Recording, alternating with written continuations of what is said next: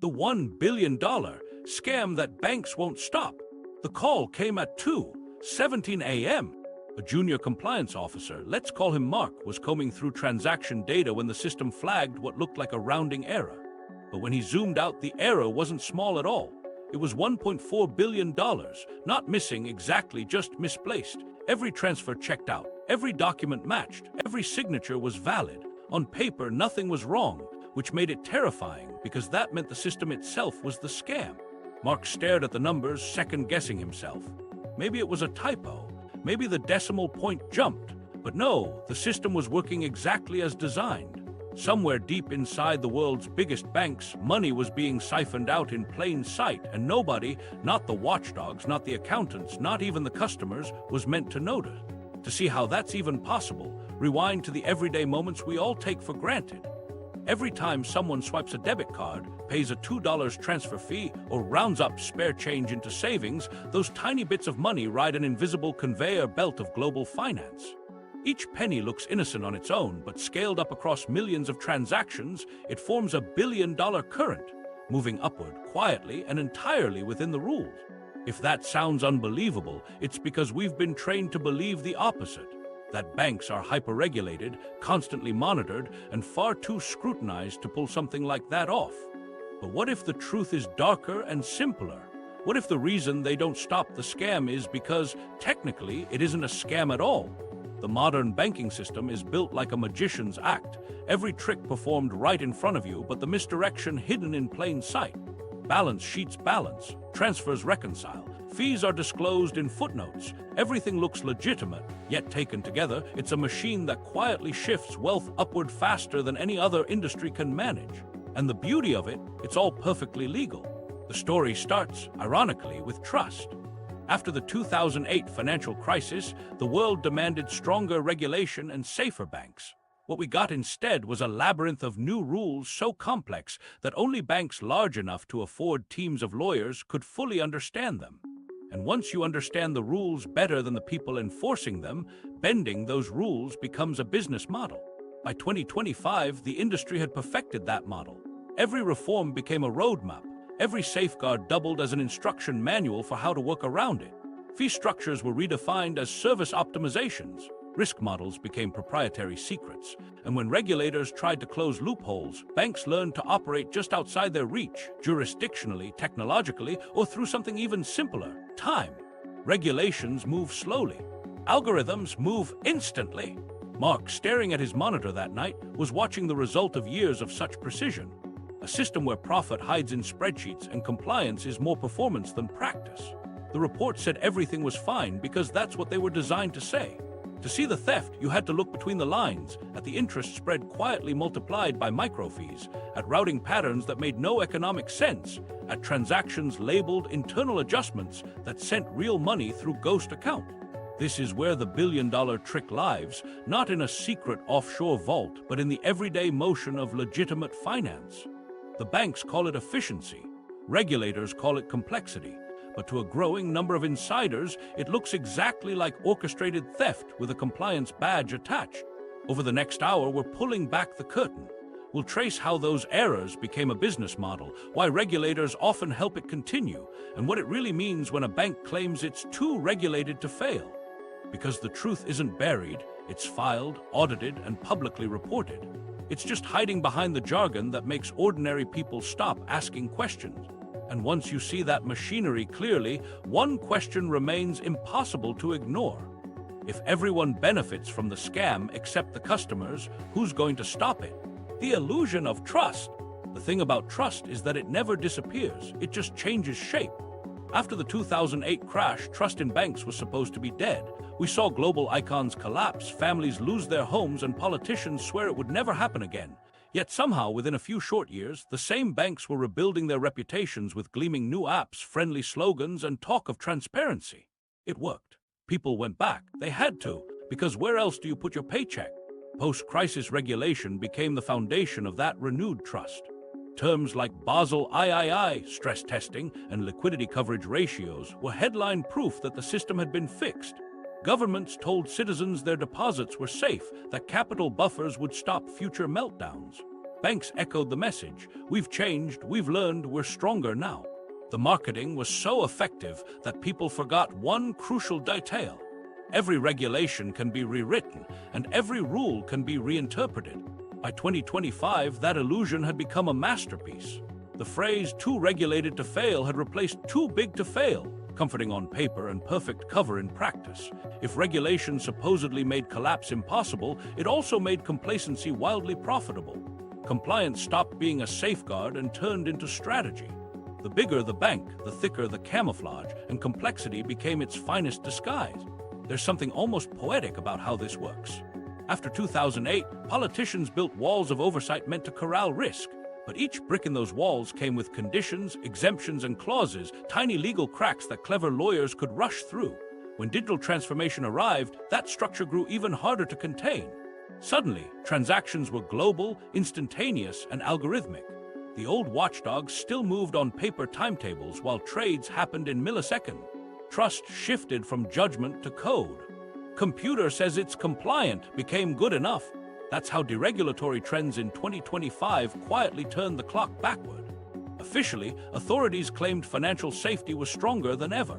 Unofficially, enforcement budgets were cut, audits became semi-annual check-ins, and political winds favored growth over caution. A new executive order even banned banks from denying service on reputation risk grounds, the same principle regulators once used to curb dangerous relationship. Ostensibly, it protected free enterprise. In practice, it allowed funds to flow where scrutiny used to block them. Meanwhile, customers mistook these changes for empowerment. Mobile banking made everything look simple. Real-time balances, sleek charts, instant transfers, features designed to make you feel in control. But underneath, that convenience hid staggering complexity.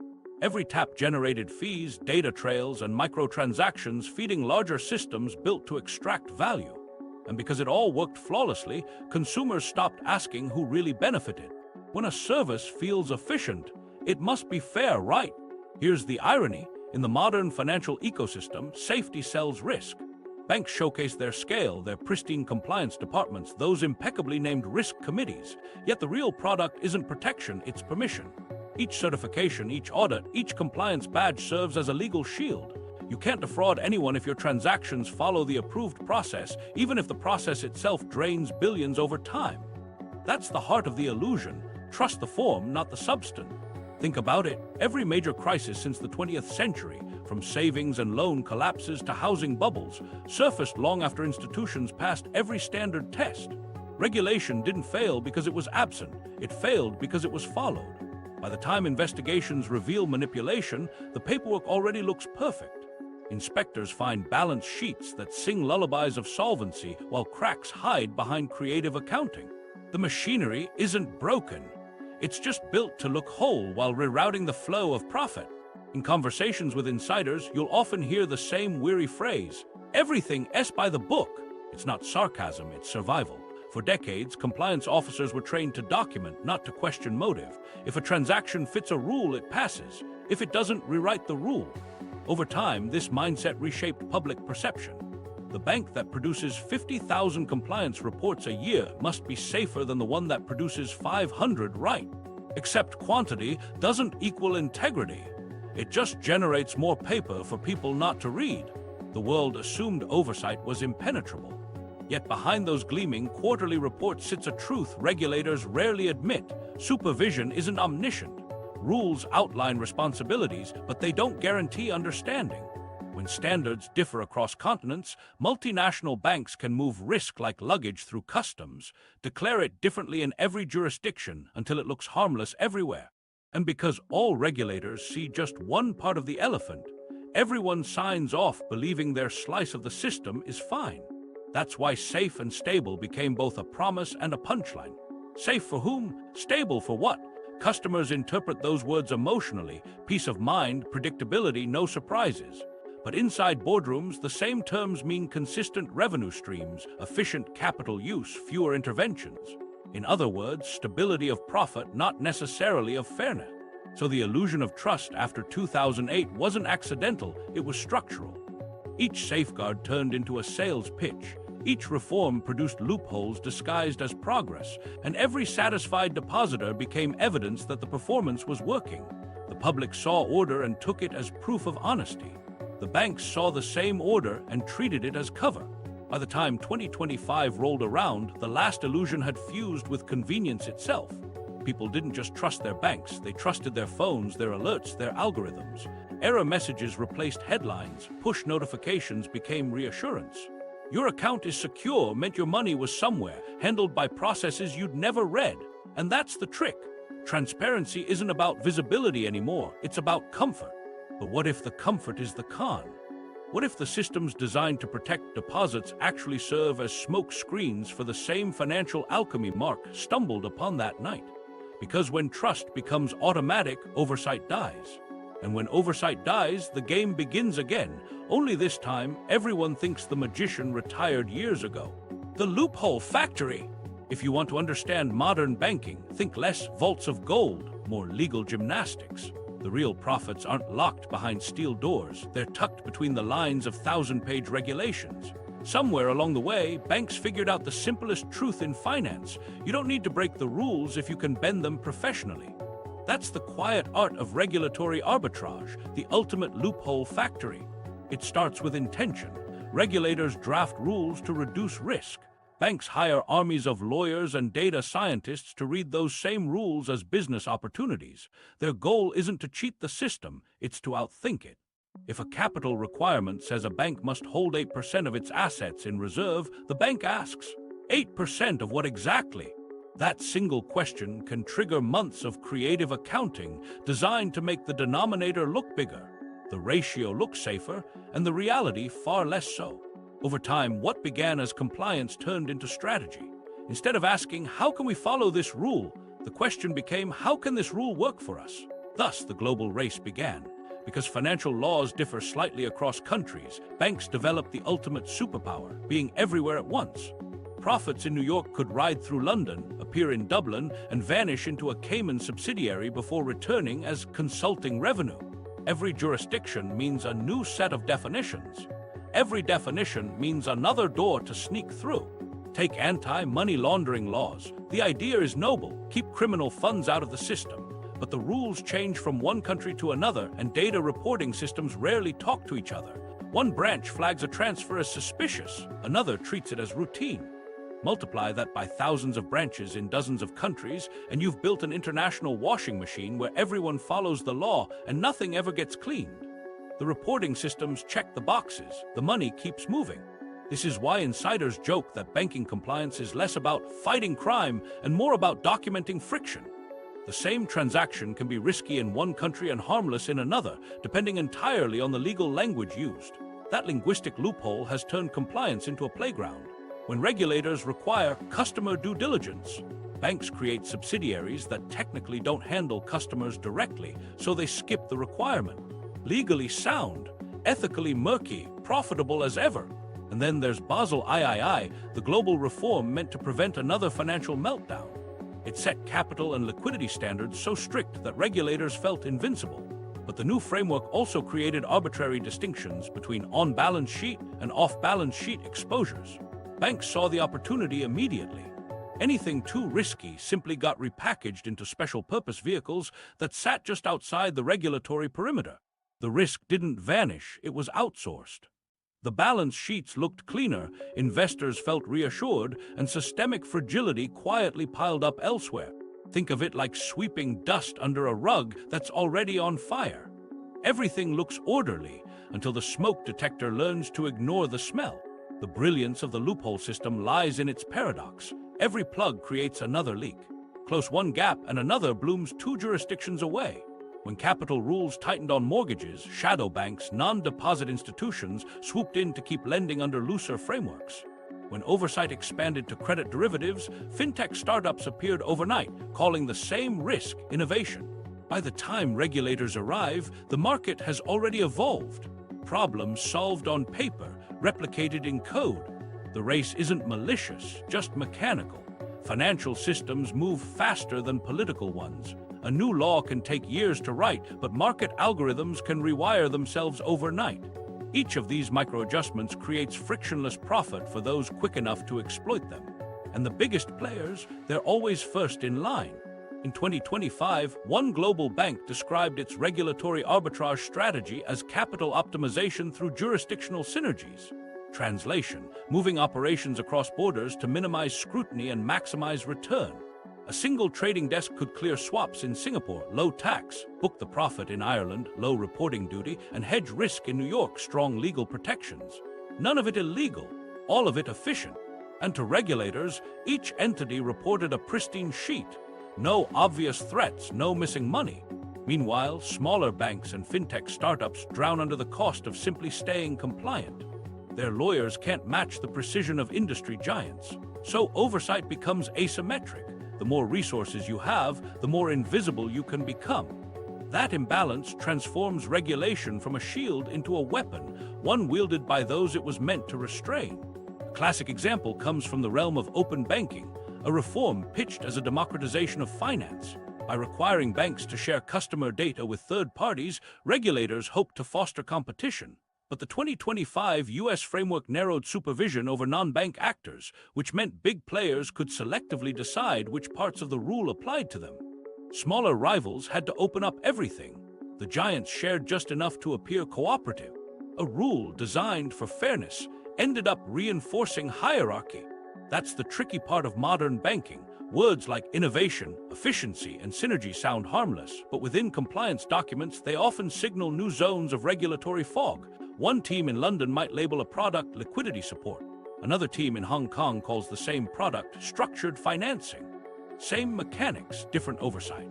By the time a regulator notices, the billions have already been reclassified as routine revenue.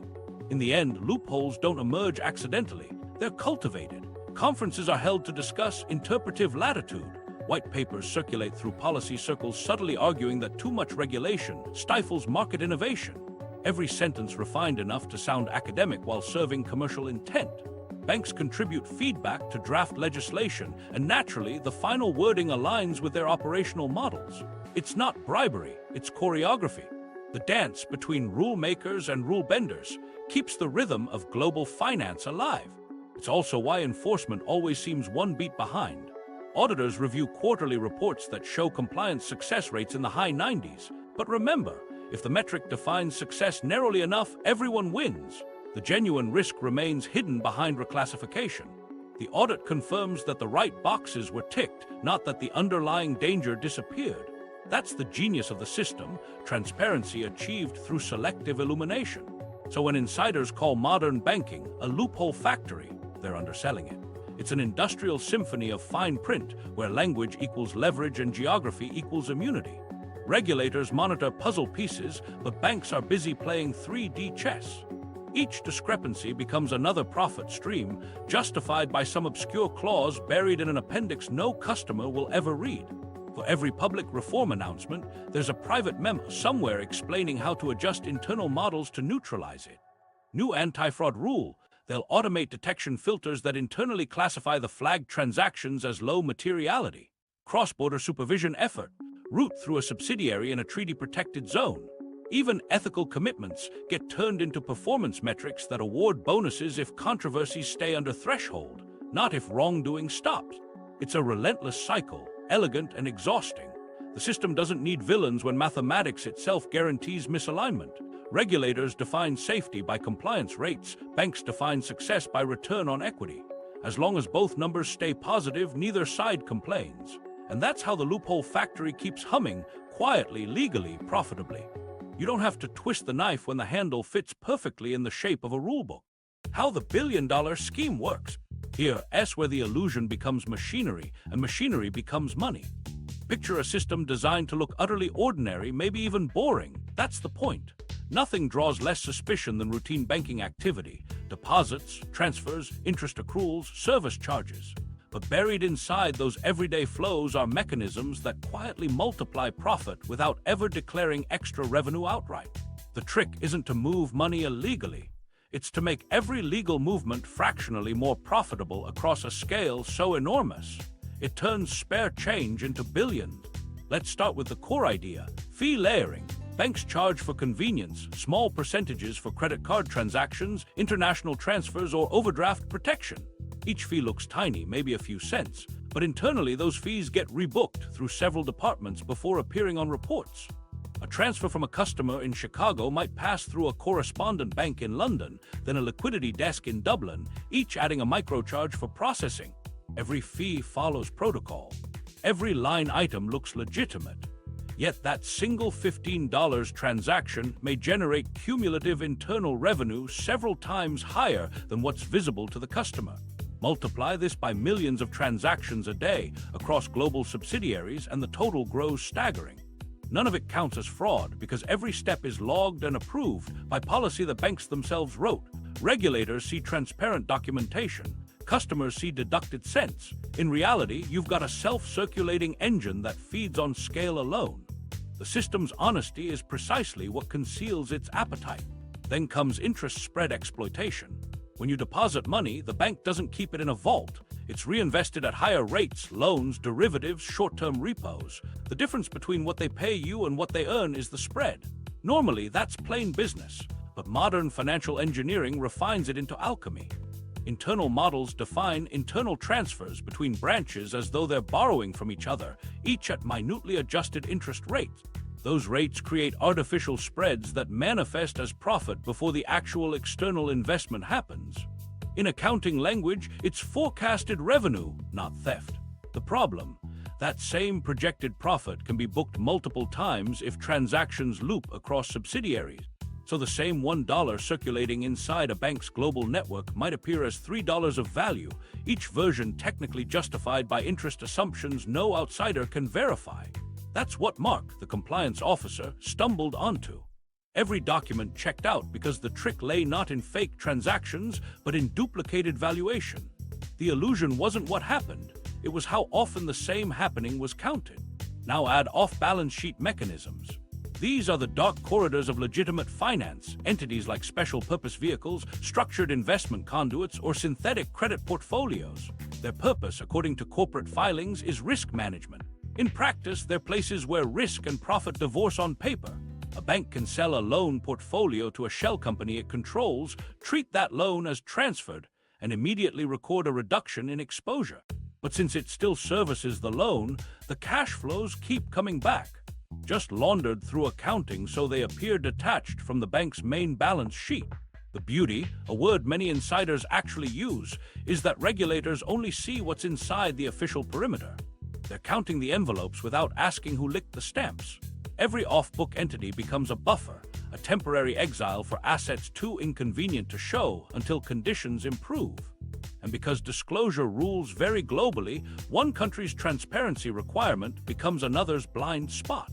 At this stage, even losses become monetizable. Through clever hedging and synthetic derivatives, banks insure themselves against bad loans, sometimes with affiliated parties that they finance indirectly. So when a loss occurs, payout flows from one pocket back into another. The market sees compensation. The group's internal accounts record zero net pain, theoretically bulletproof, practically invisible. Yet none of this would scale into billions without automation. Enter AI compliance systems, marketed as watchdogs but often functioning as camouflage. These platforms scan vast transaction volumes to flag anomalies. They also learn from previous reviews which patterns regulators deem acceptable. Over time, the algorithm teaches itself what compliance looks like, not what's right. It can pre-classify borderline transfers as low risk before a human ever reviews them. That drastically reduces reported suspicious activities, delighting auditors with the illusion of cleaner data. Ironically, the smarter these systems grow, the better they are at hiding red flags. When a whistleblower later questions discrepancies, internal reports show no material irregularities. In Mark's case, the machine had literally approved the patterns that exposed the missing billion because those same routes had cleared dozens of smaller amounts every week. Repetition disguised magnitude. Underneath these mechanical layers sits a cultural one, compensation structure. Departments earn bonuses for meeting compliance KPIs, meaning zero flagged incidents, quick resolutions, and minimal regulator correspondence. So everyone unconsciously avoids curiosity. The less you find, the better your score. Over time, silence turns lucrative. picture the architecture clearly, imagine a carnival mirror maze. One coin reflects into hundreds of glowing copies. Each looks legitimate, so regulators end up measuring brightness instead of reality. Reports declare revenue diversified across global entities. Translation: everything leads back to the same dollar. Your dollar stretched, duplicated, and polished into gold by accounting optics. A simple example: you deposit $10,000. Your local branch lends $9,000 as a short-term corporate loan. That corporate client holds accounts at another branch of the same bank overseas, which borrows internally using that deposit as collateral to issue its own product, say a structured credit note. Investors buy that note, believing it's independent collateral. Through derivatives, the exposure loops back into the same bank's hedge portfolio. The institution now shows multiple revenue streams: loan income, investment fees, internal transfer gains, and hedging profits, all originating from your 10 grand. No law broken, no hidden vault, just recursive accounting elegance. This recursive structure thrives under globalization. When you disperse operations across dozens of legal environments, every rebooking looks like international trade. Profit traveling from unit to unit resembles value creation. Regulators in country A see income, country B sees expense, each taxing or monitoring their own piece. The surplus that forms in between, the mismatch across ledgers, evaporates into corporate profit untraceable by any single authority. Sometimes that spread isn't a rounding quirk, but an intentional pricing differential. Internal transfer prices for funds, services, or even data analytics are set by in-house valuation committees. Adjust a decimal point and hundreds of millions shift categories overnight. It's the kind of manipulation sport that accountants call optimization with a straight face. Now scale that flexibility to the shadow banking realm. Traditional banks partner with hedge funds, private lenders, and fintechs, entities operating just beyond regulation. Risky loan tranches or crypto-linked instruments can be moved off the main balance sheet into those partners' funds. The bank collects arranger fees, advisory revenue, or licensing income for the transaction design. The partner, technically independent, bears the exposure. When profits balloon, the bank books a share. If losses strike, the write-off lands elsewhere. It is diversification by moral outsourcing. One senior trader once joked in a leaked memo, "Our risk leaves on Friday and returns Monday wearing sunglasses." That's the essence of shadow networking: same money, different costume. The effect on global statements is eerily consistent. Each participant bank, affiliate, fund records legitimate revenue for service rendered. None feels responsible for system-wide buildup of hidden leverage. Yet when stress hits, those mirrored claims collapse simultaneously, revealing that everyone was counting the same asset through different legal disguises. The collapse of Archegos in 2021 or the mini-liquidity crisis of 2022 illustrated precisely that domino effect. Lessons were declared learned, systems upgraded, models enhanced. Behind the scenes, nothing fundamental changed. In internal equity meetings, executives sometimes describe these mechanisms as ecosystem resilience.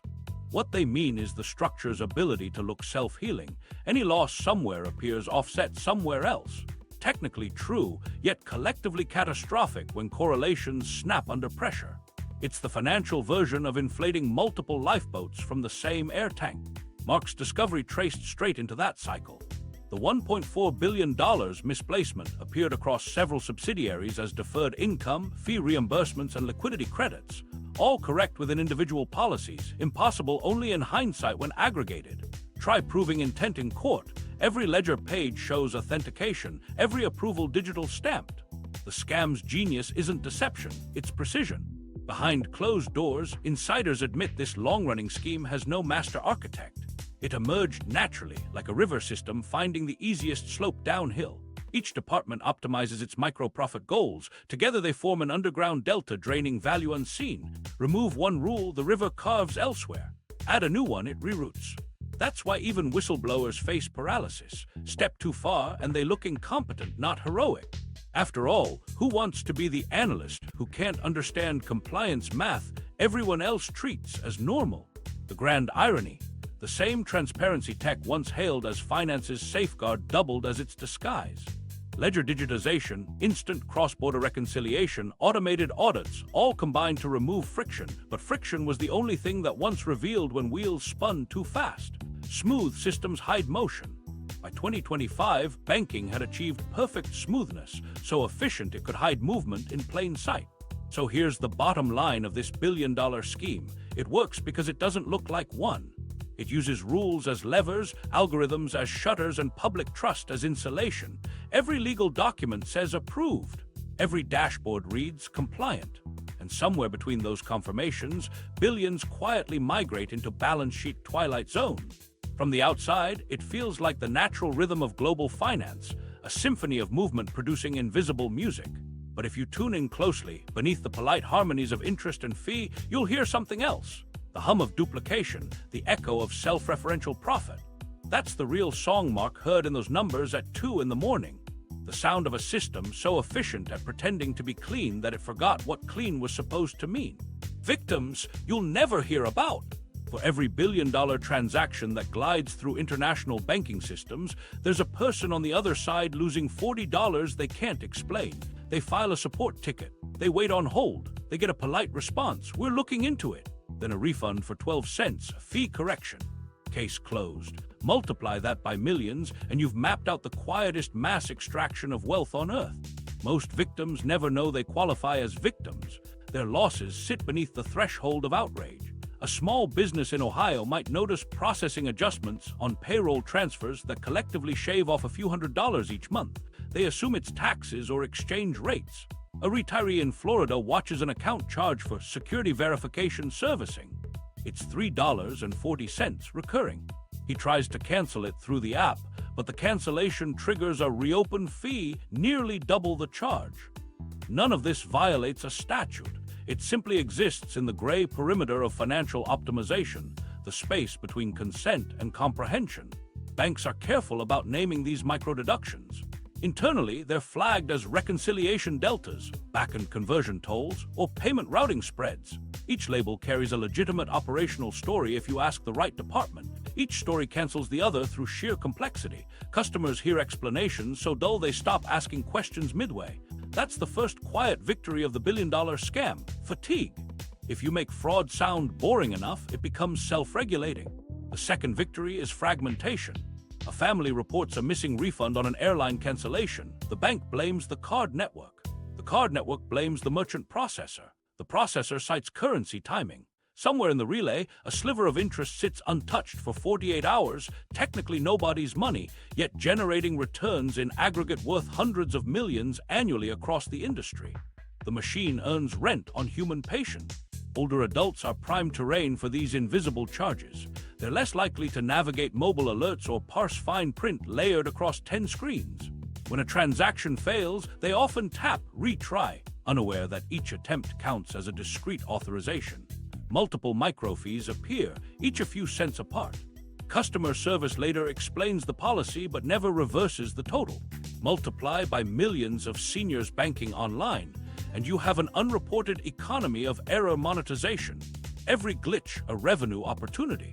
Then there's synthetic identity fraud, the modern pickpocket hiding behind data abstraction. Criminals blend real and fake information to create identities that pass verification checks. Banks, pressed to boost account enrollment metrics, often onboard these customers automatically. When synthetic accounts default on loans or vanish with transfers, the statistical loss gets distributed through generic fraud provisions. To recover costs, banks subtly adjust pricing models, tiny increases in card fees or lower savings yields applied system-wide. So your honest account pays for crimes you never committed, camouflaged as market adjustment. For most consumers, that pain manifests as irritation, a couple dollars missing, a confused call, resignation. But for small enterprises working on narrow margins, these invisible drips accumulate into existential weight. Take the bakery owner who runs payroll through her bank's integrated software. When a technical update misclassifies employee payments as business disbursements, she's hit with new compliance surcharges. She pleads for reversal. The issue escalates through departments that each promise resolution within one statement cycle. By month's end, she's lost 4% of her revenue to timing differences that existed only on spreadsheets. Officially, no rules were broken. Operationally, she funded someone's quarterly bonus. Behind every detached transaction log is a moment of quiet disbelief. like the college student contesting a double charge and being told the refund might take 30 days while his rent is due next week. Or the gig driver misled by an automated system into paying an instant transfer premium to access his own income sooner. These aren't scams in the traditional sense, they're design choices wrapped in legality. The architecture treats confusion itself as an asset class. When customers push back, they enter a bureaucratic funhouse where accountability dissolves. Every complaint becomes a numbered ticket shuttled through automated dispute systems tuned not to fix errors, but to minimize payouts beneath arbitrary thresholds. If a discrepancy stays below $50, most algorithms classify it as customer misunderstanding. Anything above requires human review, but by then the effort seems disproportionate to the gain. People give up, accidentally validating the scam's efficiency metrics. Internal dashboards celebrate issue resolution under 5 minutes, 98% success rate. Success for whom? Even more heartbreaking are the psychological costs invisibly tallied. Victims often internalize the loss as their fault. They think they clicked the wrong button, entered the wrong field, misread the terms. This self-blame keeps the machine immune to reputational damage. Unlike headline scandals involving massive breaches or Ponzi schemes, these microfrauds lack drama. There's no villain to photograph, no court case to follow. Just a collective shrug hidden in monthly statements. Regulators know about these patterns. Complaint databases overflow with variations of the same issue, delayed credits, unexplained reversals, interest miscalculations. But because each case stands alone, none triggers systemic alarms. Statistically insignificant individually, devastating collectively. It's like erosion, imperceptible until a cliff collapses. The victims rarely share stories because embarrassment replaces outrage. Who wants to admit losing $20 to fine print? The financial language of the modern scam has inverted shame. Institutions calibrate losses so small they humiliate victims into silence. And silence is profitable. Meanwhile, executives frame the same phenomena as cost recovery or product refinement. Annual reports celebrate customer engagement growth. Marketing proudly showcases trust indices. The mechanics siphoning real wealth from daily users translate into metrics that sound positive. In shareholder meetings, no one mentions the bakery owner or the retiree, because their pain lives below the decimal point. Once in a while, journalists catch pieces of the story. Regional banks fined for excessive overdraft fees, credit unions reprimanded for deceptive transfer charges. The fines hit headlines, customers cheer, and everyone assumes reform has arrived. But fines are already budgeted as operating expenses. Settlements close cases without fixing architecture. By next fiscal year, adjusted terminology revives old behaviors. Audit reports applaud improved compliance documentation. The scam doesn't pause. It renames itself. Ask former employees why they don't blow the whistle, and most will tell you there's no clear wrongdoing to expose. Every disputed fee has a policy number behind it. Every charge was authorized by a software rule set approved 3 committees ago. You can't fight intent when the system runs on autopilot. That's why these victims never headline a documentary. They'd have to prove something invisible. So the next time your statement lists a fee you don't understand, remember, you're not unlucky, you're part of the design. The trillion-dollar industry of regulation and compliance has an unspoken side hustle, monetizing attention gaps.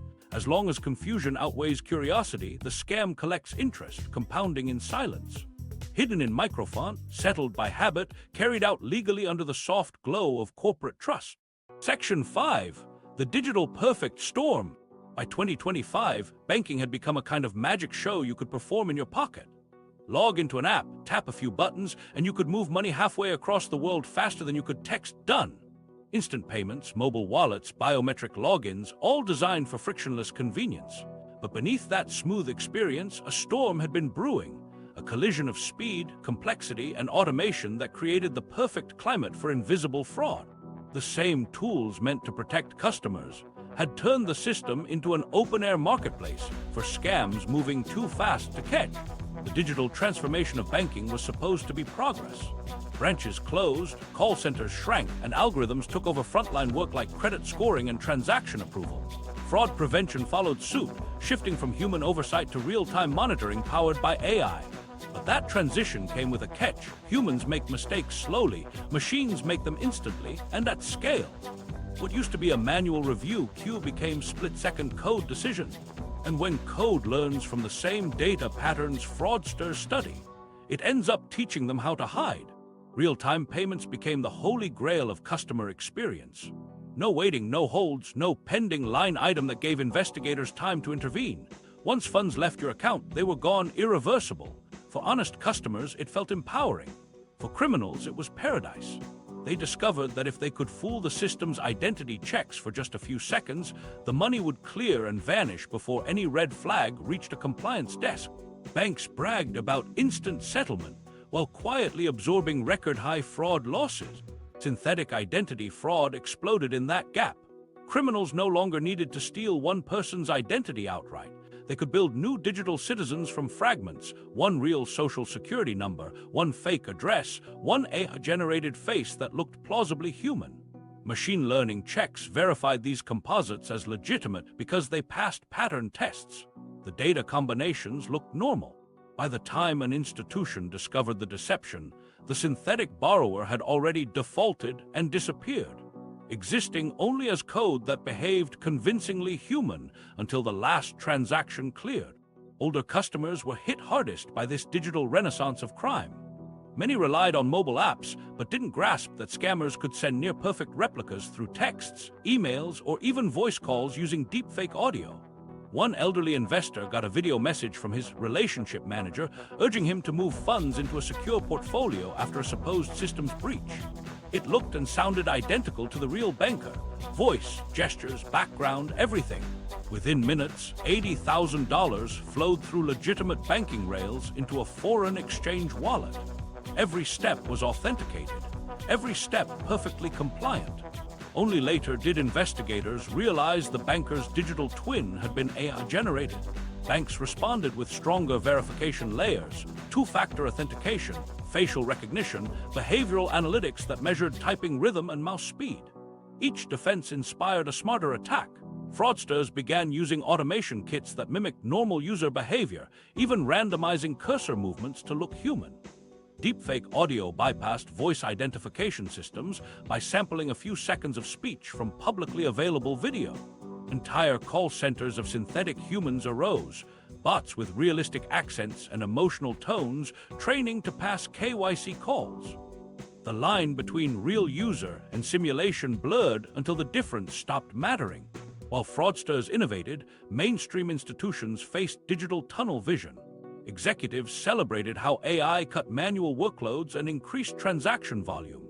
Compliance officers quietly noted a disturbing side effect. The volume of flagged but unresolved alerts skyrocketed. Instead of chasing fewer well-founded suspicions, analysts drowned under millions of machine-generated maybe. Fraud detection turned into spam filtering. Click dismiss fast enough, and your performance metrics improve. The smarter the systems became, the easier it was for both criminals and employees to trust automation blindly. Meanwhile, new payment ecosystems, instant transfer platforms, peer-to-peer apps, and digital wallets widened exposure. Each service operated under slightly different rules about user liability and reimbursement. A scam executed through a fintech might slip past protections that would have applied under traditional banking law. When customers reported losses, institutions often deflected responsibility. Not our system, not our problem. Regulators struggled to map jurisdictional boundaries for digital networks that ignored geography altogether. Money traveled in milliseconds. Accountability took months. At the same time, AI fraud detection vendors marketed themselves as miracle workers. They promised predictive precision, 99% accuracy, headlines that comforted shareholders. But those percentages masked trade-offs. Models optimized for low false positives inevitably missed edge cases, and scammers thrived precisely on edges.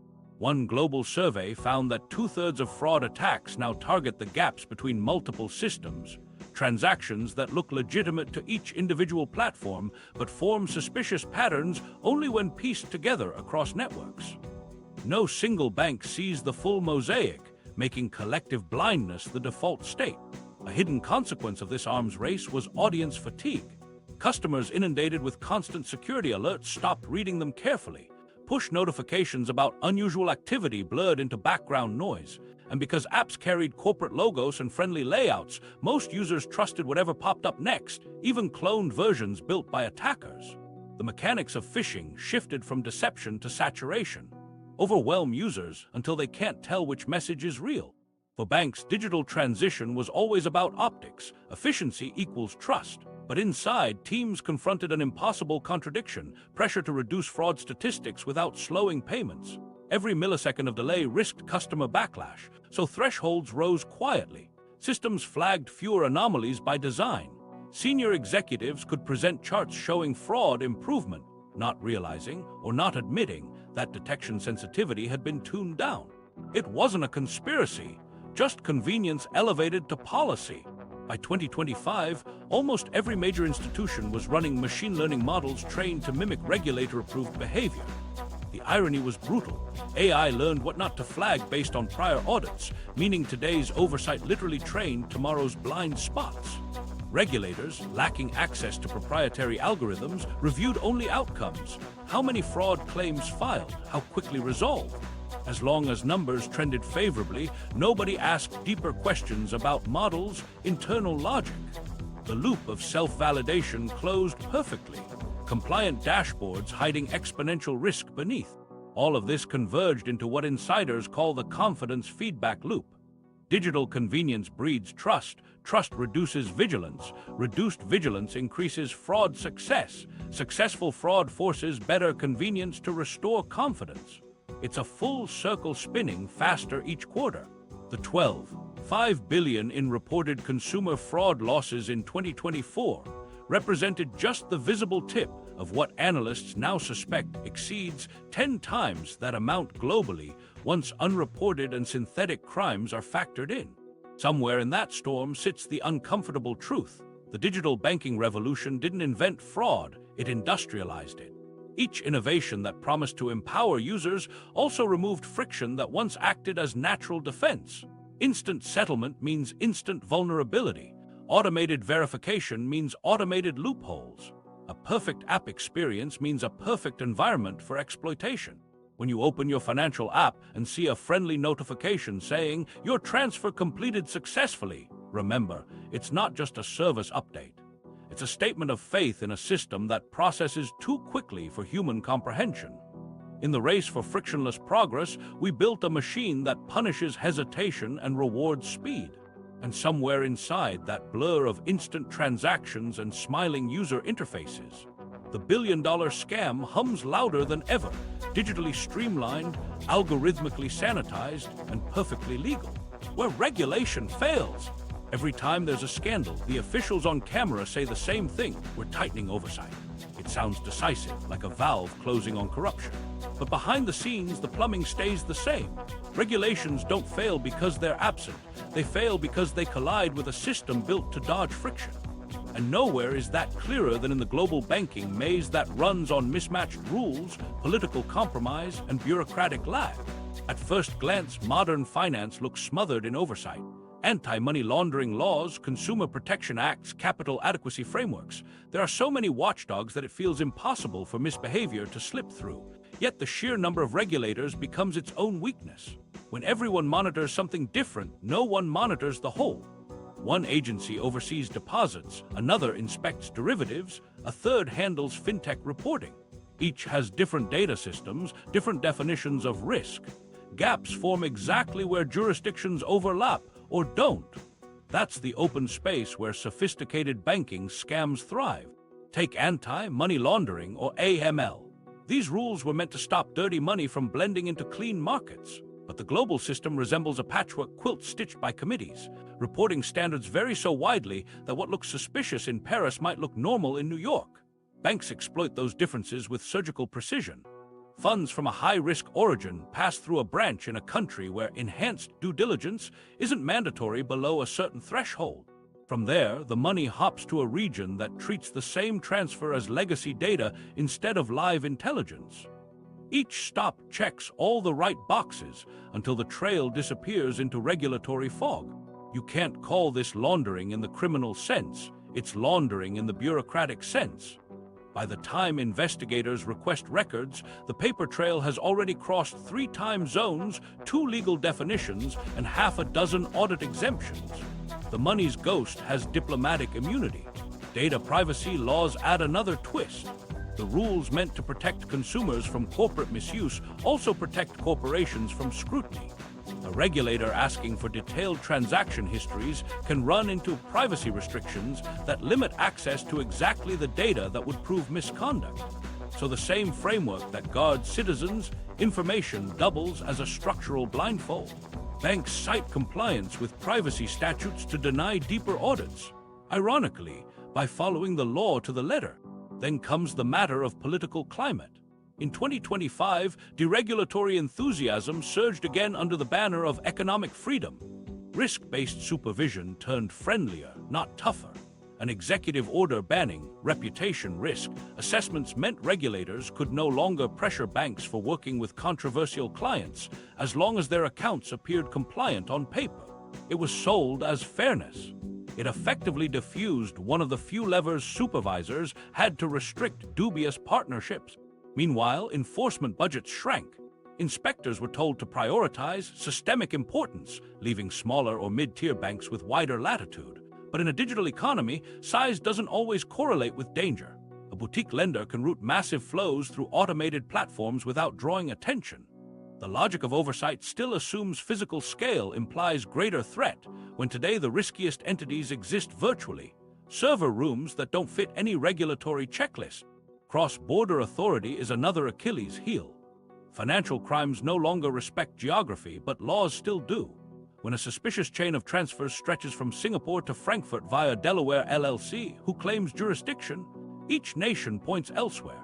Investigations stall in the gaps, sometimes for years, until documentation expires and case closure becomes procedural inevitability. Banks know this latency and build around it, timing questionable moves across year-end cycles when data exchange freezes in bureaucracy.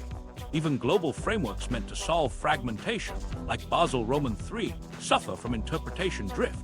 The reforms standardize capital and liquidity requirements, yet every region writes its own translations. American guidance emphasizes leverage ratios, European rules prioritize risk weighting, Asian regulators implement phased compliance windows. The divergence gives multinational banks an analytical buffet. Choose whichever formula yields the friendliest numbers. They can appear simultaneously conservative in one jurisdiction and aggressive in another, all perfectly disclosed. Basel becomes not a wall but a menu. Inside institutions, compliance culture has evolved into self-defense theater. Departments flood oversight bodies with reports thicker than novels, confident that no one will read them all. Success is measured in volume submitted, not clarity achieved. Regulators, understaffed and over-documented, skim executive summaries that inevitably declare no material weaknesses. Every file signed becomes another brick in the fortress of plausible deniability. The louder the noise, the safer the silence beneath it. Technology, once expected to close gaps, now widens them. Automated compliance platforms promise real-time monitoring, but their algorithms rely on the same input rules regulators approved years earlier. That means the program flags only what law currently defines as abnormal, which excludes the latest forms of manipulation. Each update to legislation lags behind its digital application. By the time oversight tools add a new detection feature, clever coders at major banks have already redesigned workflows to circumvent it. Humans move slowly, servers move at light speed. Even when regulators catch warning signs, escalation faces obstacles disguised as due process. Anomaly reports may spend months bouncing among internal committees debating materiality thresholds.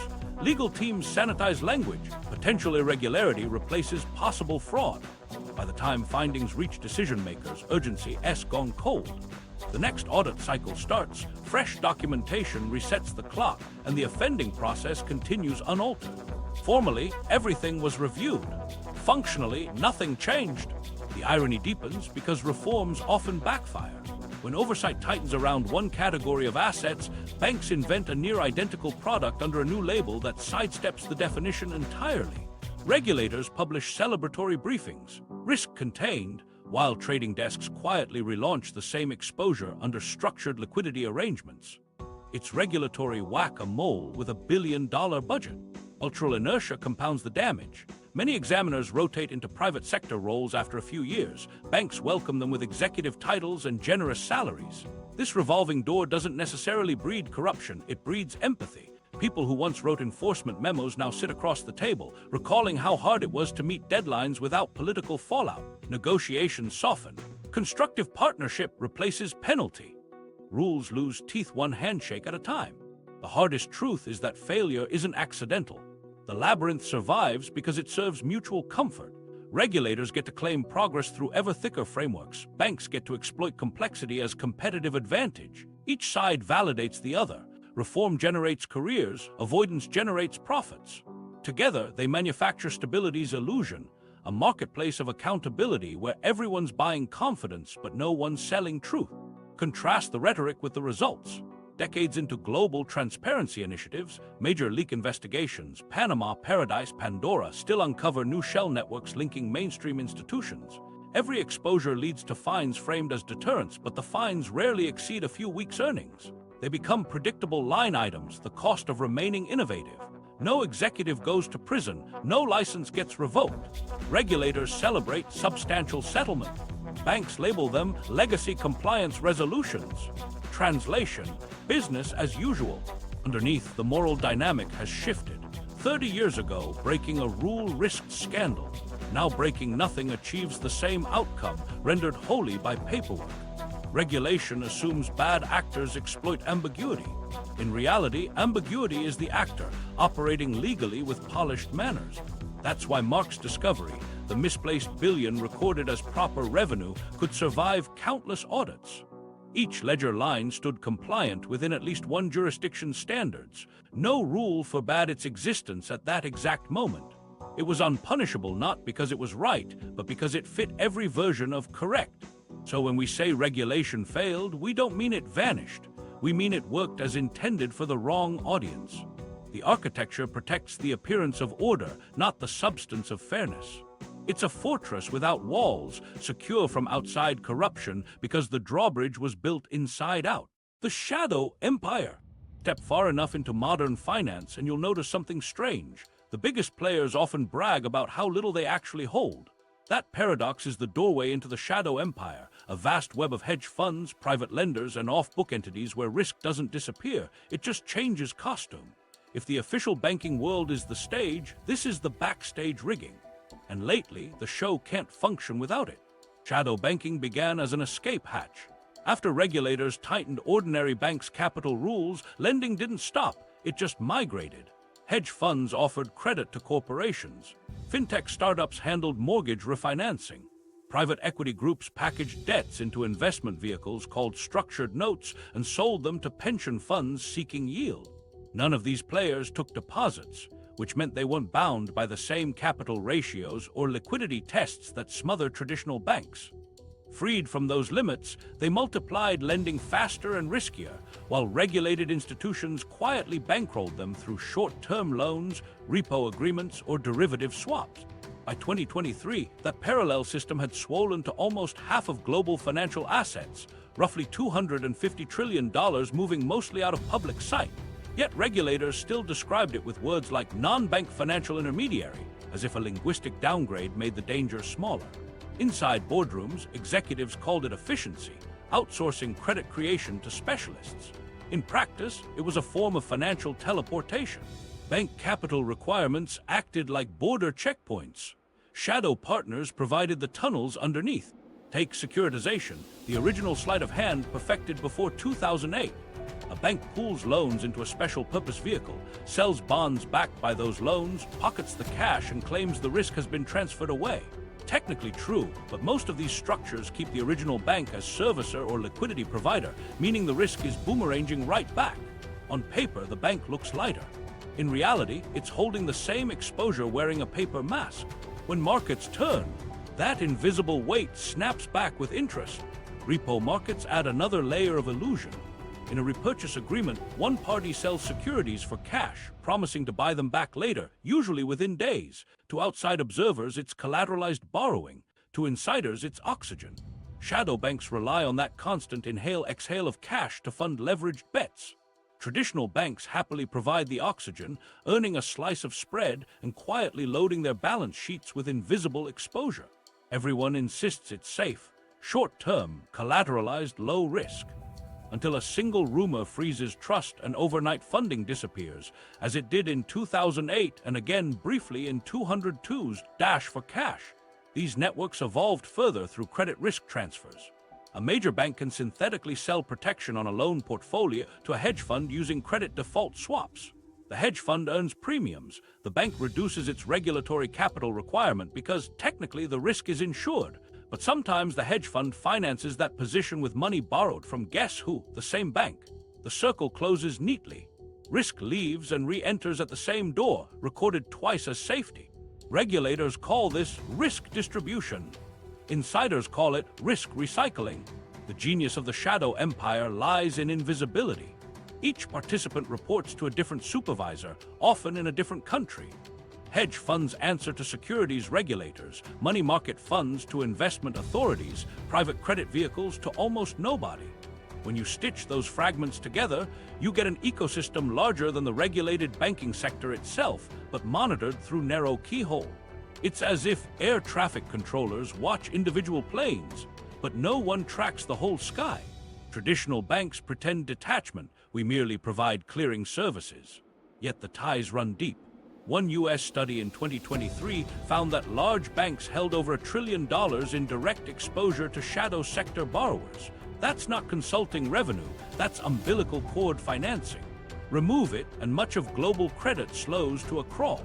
The regulated world depends on the unregulated one, the way lungs depend on air. Invisibly, continuously, and only noticed when it's gone. Inside trading floors, this interdependence breeds linguistic creativity. Traders talk about balance sheet neutrality, a phrase meaning we're earning money without revealing it as exposure. A desk in London might lend to a private credit fund via repo.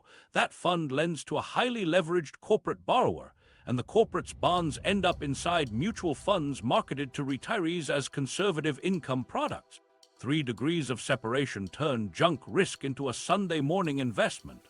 When questioned, each layer shows compliant documents. No single entity appears overweight. Collectively, they're sitting on the same barrel of dynamite. Fintech entrants amplify the illusion. A startup offers instant approval, small business loans funded by institutional investors. The algorithm evaluates credit scores, issues funds, and securitizes the loans into digital tokens tradable among accredited buyers. Somewhere in that digital labyrinth sits a household name bank providing transaction settlement and data storage. The tokens move through exchanges governed by lighter securities laws. Should defaults spike, responsibility diffuses through blockchain anonymity. Customers think they're dealing with a tech company. In reality, they're borrowing inside an outsourced limb of traditional finance. It's hard to measure risk when ownership itself is fluid.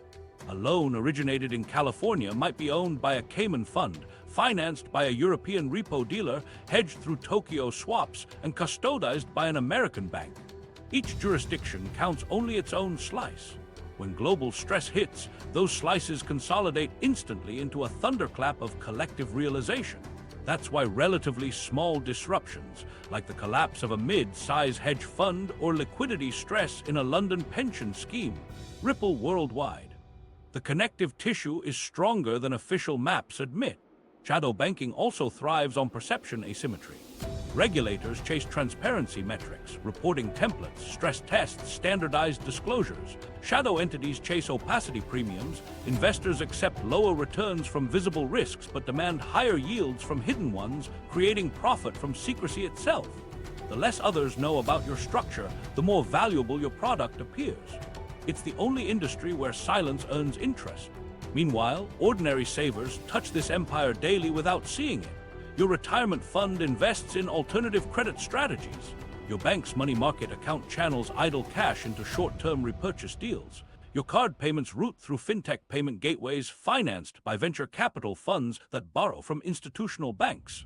Every tap of your phone drips a molecule of liquidity into the shadow bloodstream. You participate without permission. The illusion of transparency remains the empire's greatest defense. Financial statements for connected funds read like Hall of Mirrors reflections. Each confirms exposure, fully collateralized by high-quality assets. Dig deeper and you find those assets are often each other's paper, pledged and repledged along a daisy chain spanning continents. It's the modern equivalent of medieval alchemists claiming lead turned to gold because another alchemist certified it did. If everyone agrees, who's going to scrape off the paint? Critics ask why regulators tolerate it. The honest answer is dependence. Shadow networks absorb excess risk and supply flexible credit that traditional oversight forbids. Without them, funding for housing, small business, or even government bonds would tighten brutally. Policymakers quietly prefer a system that works 99% of the time and implodes only occasionally because rebuilding after collapse looks like action. Stability by scheduled chaos. So the shadow empire endures, huge, legal, and indispensable. The irony is that it began as a side effect of regulation meant to make banks safer. Every capital rule pushed certain activities outward. Each outbound step grew its own ecosystem. By the time Basel Roman III neared completion, those temporary workarounds had turned into permanent infrastructure. It's no longer an escape hatch, it's half the house. And when the lights flicker, as they did during short-term funding panics in 2002 and energy market stress in 2022, governments rush in with emergency liquidity for institutions they technically don't regulate. Shadow or not, contagion respects no labels. That support only reinforces the cycle. Unregulated risk backstopped by regulated taxpayers. The empire's invisibility cloak now comes with a safety guarantee. Mark, the whistleblower, eventually traced part of his missing billion into this fog, nested inside a fund labeled Structured Liquidity Conduit 47. Try auditing that. Each underlying asset led to another entity, another jurisdiction, another temporary transfer for liquidity optimization. He stopped counting at 12 layers deep when a supervisor told him the investigation exceeded his compliance mandate. Translation: don't tear the curtain. The show must go on. So if you wonder where the invisible billions hide, don't look for vaults or villains. Look for structures that explain too much with too few sentences. Look for balance sheets that shrink on paper but never in reality. That's the empire's architecture. Risk rebranded, profit recycled, legality meticulously preserved. We call it shadow only because daylight can't stand still long enough to see it clearly. How they get away with it? It's easy to imagine that somewhere deep inside the banking world, there's a room full of villains plotting cover-ups with cigars and secret passwords. In reality, the truth is far duller and far more effective. The great escape mechanism of global finance doesn't rely on deceit, it relies on complexity. When something looks too complicated to explain, almost no one demands that it be explained. Complexity becomes camouflage, and confusion turns into plausible deniability. Inside banks, nobody thinks they're the bad guy. They believe they're following procedures, hitting targets, satisfying regulatory language. The culture teaches conformity, not conspiracy. A compliance analyst clears a pattern because a manual says it's low risk. A risk manager approves a product because a model says it's safe. Each decision looks rational in isolation, yet together they form the architecture of a perfect loophole. You can't trace blame when every actor followed the rulebook to the letter. The system doesn't need malice, it only needs momentum. That momentum has protection written into law, quite literally. Financial language is built to sound authoritative while remaining flexible. Phrases like reasonable assurance, material significance, and risk-adjusted exposure carry no absolute definitions. They act as cushions. When auditors question unusual entries, bankers can point to those cushions. It wasn't wrong, it was within reasonable limits. The word reasonable has saved more fortunes than any insurance policy ever written. Lobbying keeps those cushions thick. Every major rule, tax treatment, capital ratio, consumer disclosure, follows public consultation periods where industry experts advise regulators. Advising often means rewriting.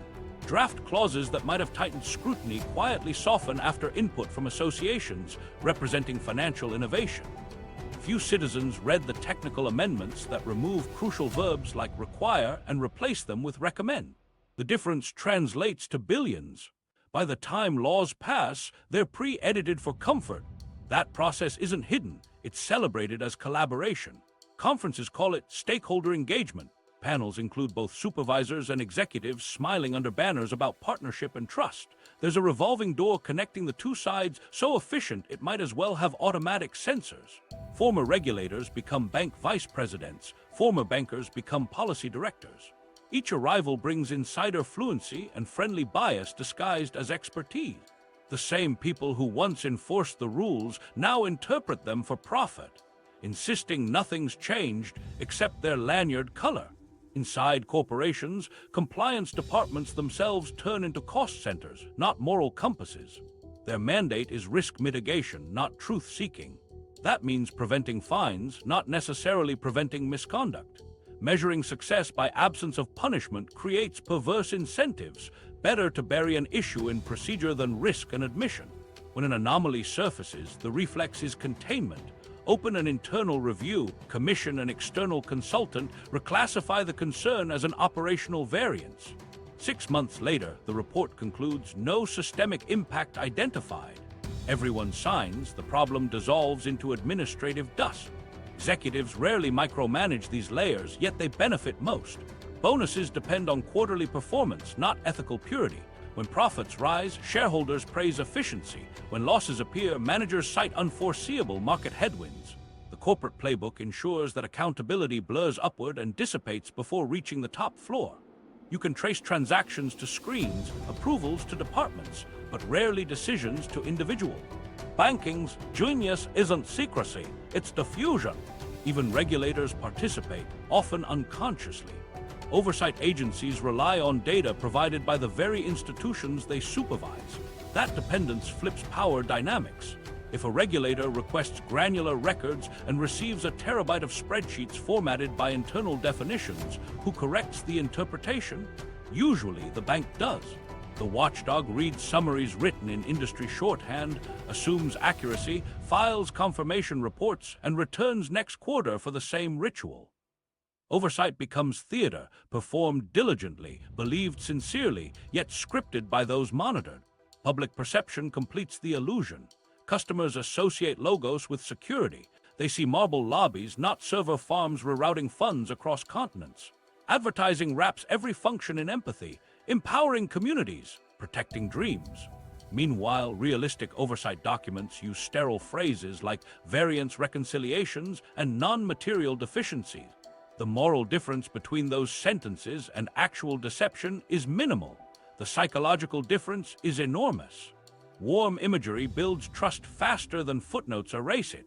When journalists or activists uncover irregularities, the response framework is predictable. Step 1, announce an internal investigation. Step 2, promise cooperation with authorities. Step 3, settle quietly, deny wrongdoing, and adjust the glossary. A practice once called fee layering becomes service harmonization. Capital optimization replaces regulatory arbitrage. Semantic renovation refreshes credibility faster than reform ever could. Eventually, the same executives appear at economic forums, discussing lessons learned. The audience applauds progress that exists mostly in syntax. This linguistic shape-shifting feeds on society's exhaustion. Financial reports are intentionally unreadable. Few people demand translation. Politicians rely on industry donors, journalists on limited resources, consumers on automatic payments. The fewer laypeople grasp the mechanisms, the safer they are for manipulators. Complexity ensures endurance. When a scandal does make headlines, it's treated as anomaly. Bad apples, not bad architecture. But architecture can't be handcuffed, and that's exactly why it survives. The psychological side seals the scheme. People trust visual stability, logos unchanged for a century, headquarters carved in stone. Regulators trust procedural boxes. They believe in systems that self-validate through repetition. Auditors trust documents bearing signatures. Each group sees confirmation through its own lens and feels reassured precisely when reassurance is misplaced. Everyone follows their role perfectly, which means the problem is invisible until it metastasizes. Ask insiders privately, and many admit they sense the absurdity. They'll say, "We all know where the gray areas are. The trick is staying 51% on the good side." Cynicism functions like armor. Once ethics sound naive, efficiency wins every argument. Discussion shifts from "is it right?" to "can we document it?" By substituting paperwork for conscience, the modern banking world made morality optional. Occasionally, a brave employee questions a discrepancy. Meetings follow. Senior counsel reminds them not to speculate beyond their position. HR emphasizes confidentiality. Within weeks, their project budget evaporates, performance reviews turn lukewarm, and their name disappears from promotion lists. No firing necessary, just gentle career erosion until curiosity looks like bad judgment. Everyone else watches, learns the lesson, and keeps their curiosity to themselves. That's how silence becomes institutional policy without being written down. At the societal level, plausible deniability evolves into ideology. We start believing that giant systems must be honest simply because they're enormous. The same faith that keeps airplanes in the sky and electricity flowing also keeps deposits in banks. Doubting the infrastructure feels unpatriotic. And because economies rely on belief as much as on capital, authorities avoid language that could shatter confidence.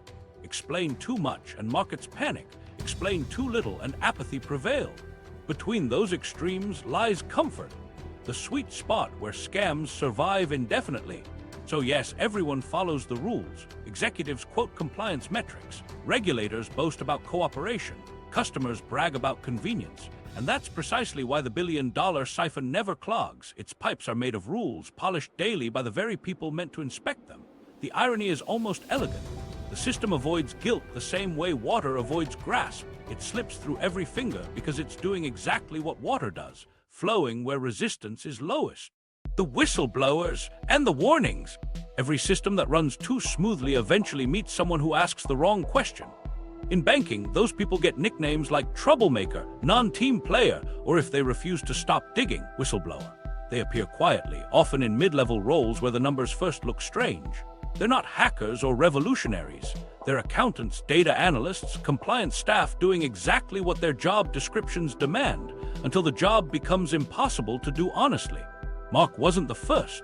Long before his discovery, dozens of insiders across the global financial network tried to flag similar inconsistencies.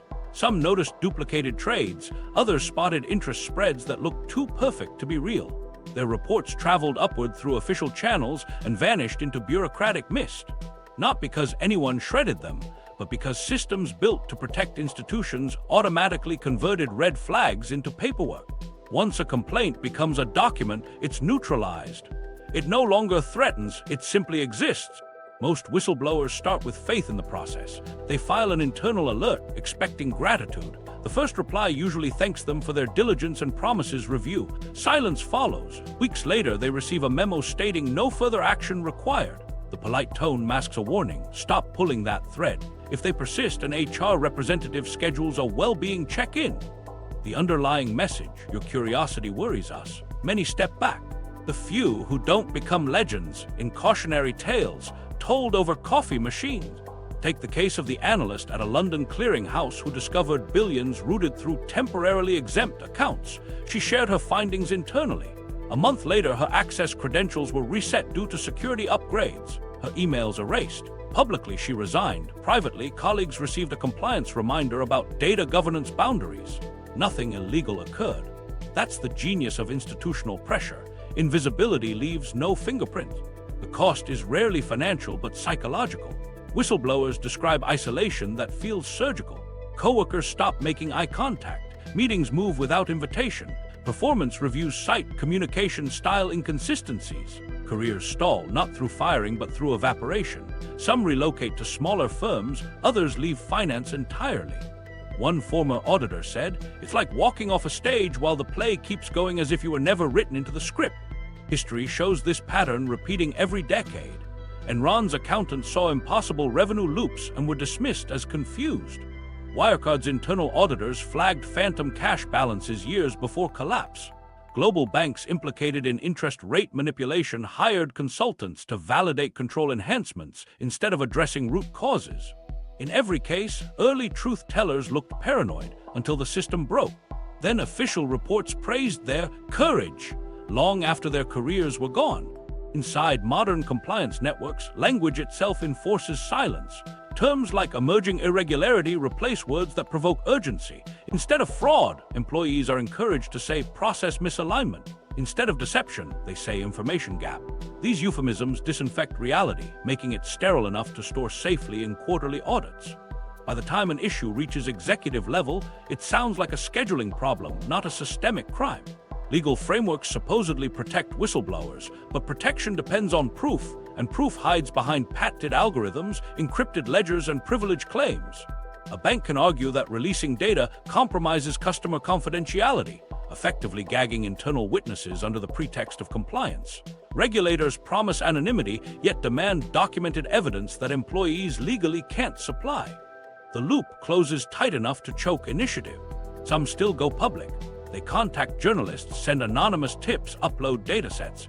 Investigations follow, usually abroad where press protections are stronger. But exposure brings mixed rewards. Media celebrate heroes briefly. Corporations issue statements denying wrongdoing, and lawsuits stretch for years. Settlements end without admissions. Meanwhile, the individual faces legal bills, unemployability, and quiet blacklisting. Banks may never coordinate retaliation outright. Reputations simply metastasize through background check whispers. Mark learned that cycle firsthand. After raising concerns, he was transferred to strategic data oversight, a promotion on paper that involved no real tasks. His clearance to detailed transaction logs disappeared. Officially, he was part of a new initiative to streamline risk monitoring. Unofficially, he babysat dashboards that displayed only sanitized summaries. The misplaced billion no longer appeared anywhere measurable. He eventually resigned, citing burnout. The firm thanked him publicly for valued service. Even regulators tread carefully around whistleblower noise. They know that verifying one accusation often requires opening a dozen sealed black boxes across jurisdictions. That means political friction, diplomatic requests, and budget hearings none of them want. Easier to file alerts under ongoing monitoring. The phrase sounds active, but means postponement indefinitely. The messenger becomes background radiation, uncomfortable but ignorable. Every time a new scandal explodes, policy circles revive the idea of a global clearinghouse for whistleblower evidence, a neutral platform immune from corporate control. Each proposal dies quietly in committee. Governments fear leaks that could destabilize markets. Corporations fear exposure that could tank stock prices. Mutual dependence ensures eternal discussion without implementation. Progress reports cite constructive engagement. Translation: stalemate achieved. Cynics argue that the system doesn't hate whistleblowers, it needs them. Their rare success stories maintain the illusion of accountability.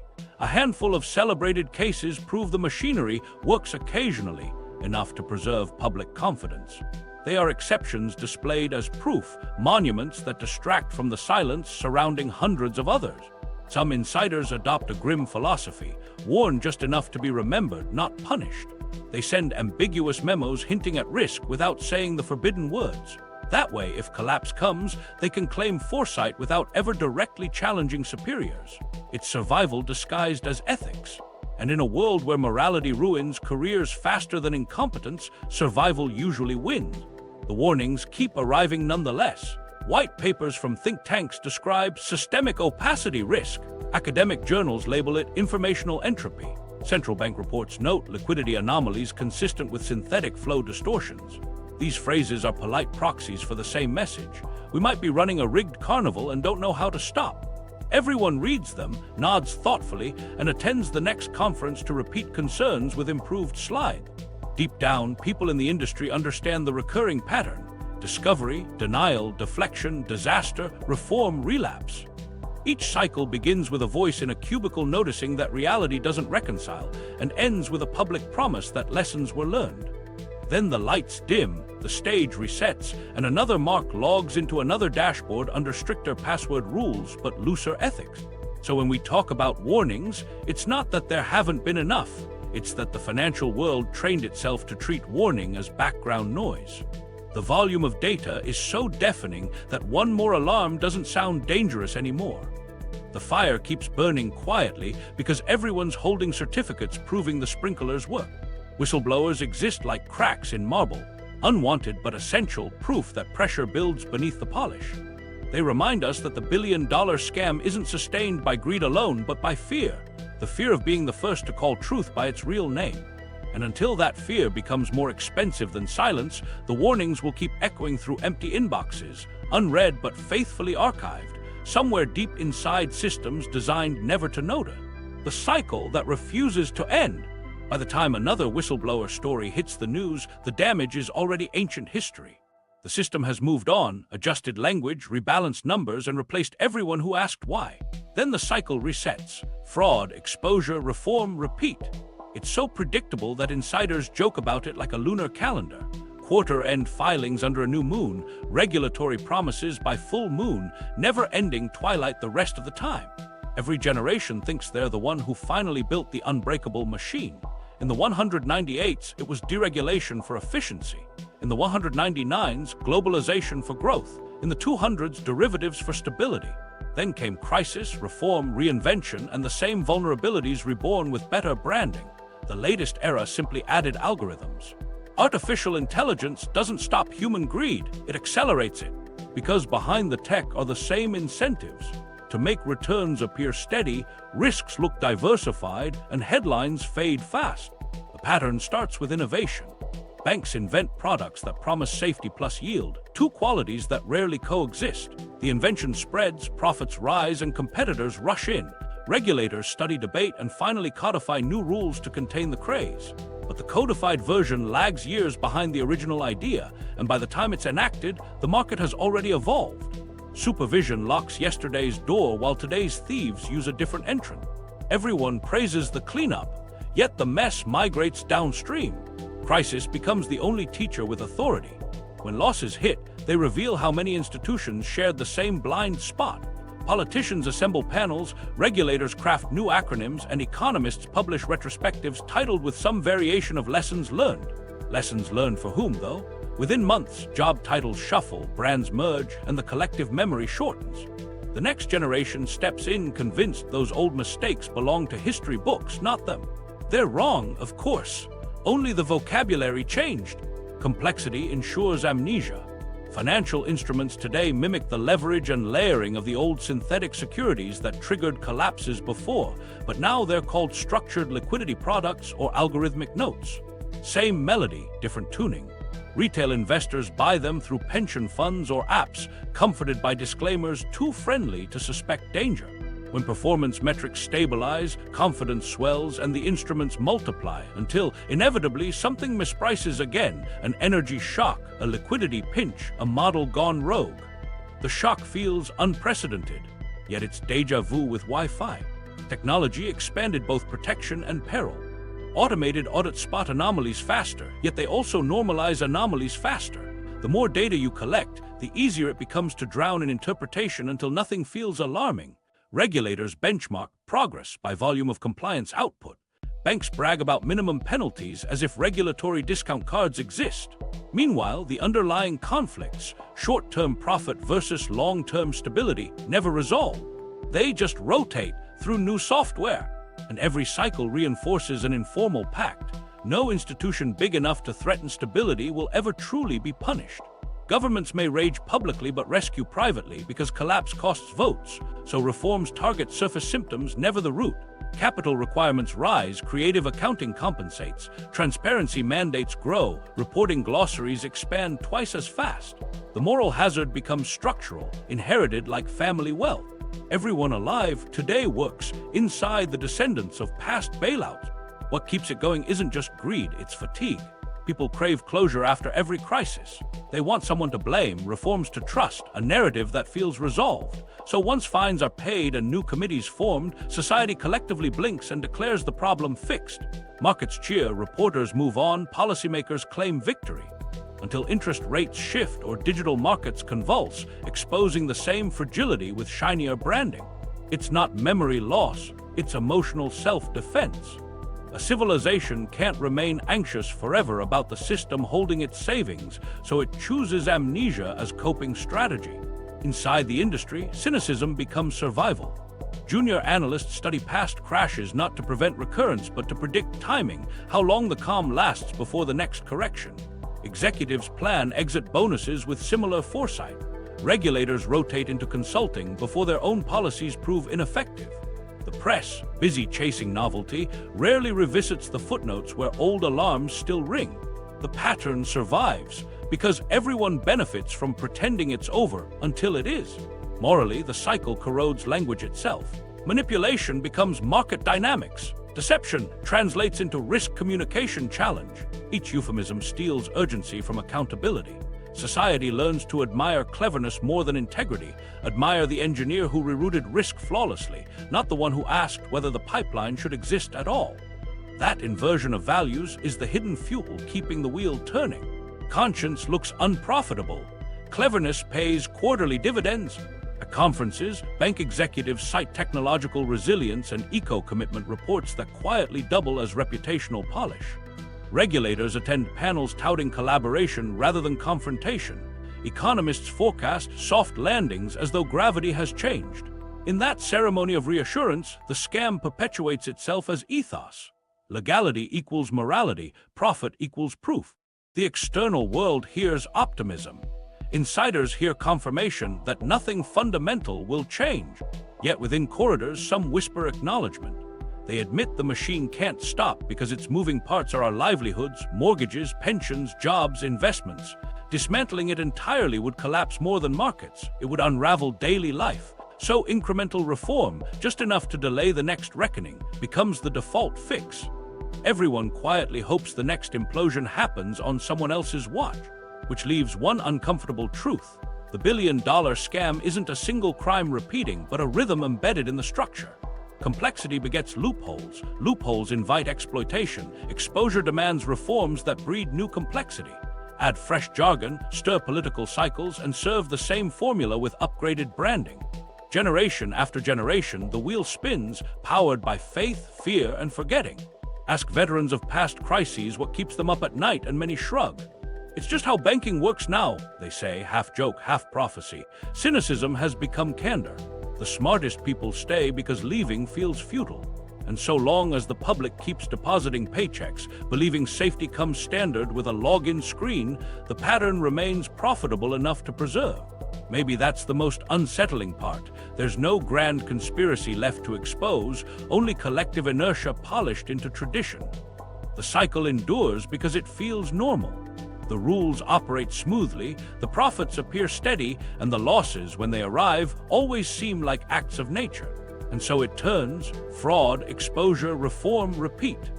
The names change, the code updates, the promises refresh, and we all nod, relieved that the crisis is finally behind us, never noticing it's right beneath our feet, rebuilt perfectly to fail again on schedule. The joke's on us. Here's the punchline nobody laughs at because we're all in it. The billion-dollar scam never hid underground. It lives in broad daylight, shaped like progress, spoken through policy, reinforced by convenience. Every tap on a smartphone sends a pulse through the same circuitry mark uncovered that night, a network where compliance and exploitation coexist so tightly that untangling them would dismantle the entire show. The true comedy is structural. The house always wins, and we built the house ourselves. Banks didn't break the rules, they wrote them. Layer by layer, regulation became architecture. Audits became applause. Customers learned to equate clarity with safety, so nobody questioned the fine print that described how profits recycle risk. We feel relief when menus load quickly or statements look polished, the same way audiences relax when magicians wave empty hands. The trick's beauty lies in our participation. We want to believe order means honesty, that digital efficiency equals moral progress. But efficiency only means the gears spin faster, not that they grind fairer. Look back at every reform, every press conference promising stricter oversight. What changed? Vocabulary. Enhanced review replaced investigation.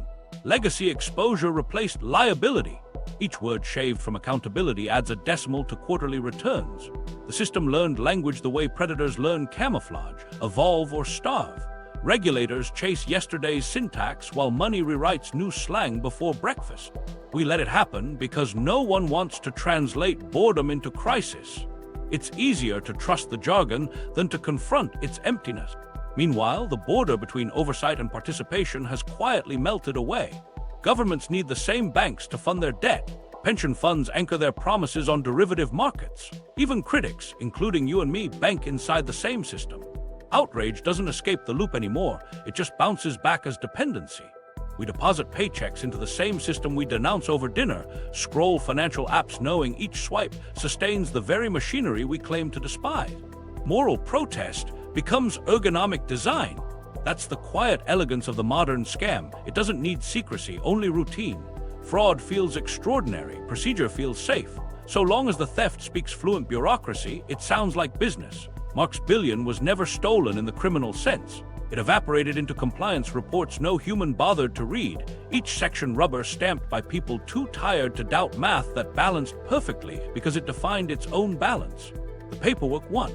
Every generation rediscovers this joke and grimly pretends it's new. When another crash comes, we'll sigh, reform, rename, and reboot. Maybe AI will shoulder more blame next time, or carbon markets, or quantum trading. The setting changes, the plot doesn't. The scam endures because it makes everyone slightly richer until it suddenly doesn't, and by then the culprits will have published papers about unforeseen liquidity cascades. So where does that leave us? Maybe awareness is the only dividend left, to see the absurdity clearly, to notice how the system keeps selling confidence like a subscription. The least we can do is stop confusing polish with transparency. Curiosity is resistance now, skepticism a civic duty. Read the footnotes, ask the dull questions, refuse to applaud efficiency for efficiency's sake. Because if a scam runs long enough, it graduates from crime to custom. At that point, it's not just tolerated, it's taught. And no regulation or algorithm can outsmart the apathy that approved it. That's the final irony. The joke's on us, and the laughter echoing from behind the glass towers isn't cruelty, it's reflex, the sound of a system amused by its own perfection. The applause you hear at closing bell each day. It's for the performance we all just sat through, mistaking choreography for change. If you want to untangle what comes next, keep watching. There are more patterns hiding in plain sight, and the next episode traces where all that optimized liquidity really goes. Stay curious, stay skeptical, and maybe, someday, the laughter stops echoing.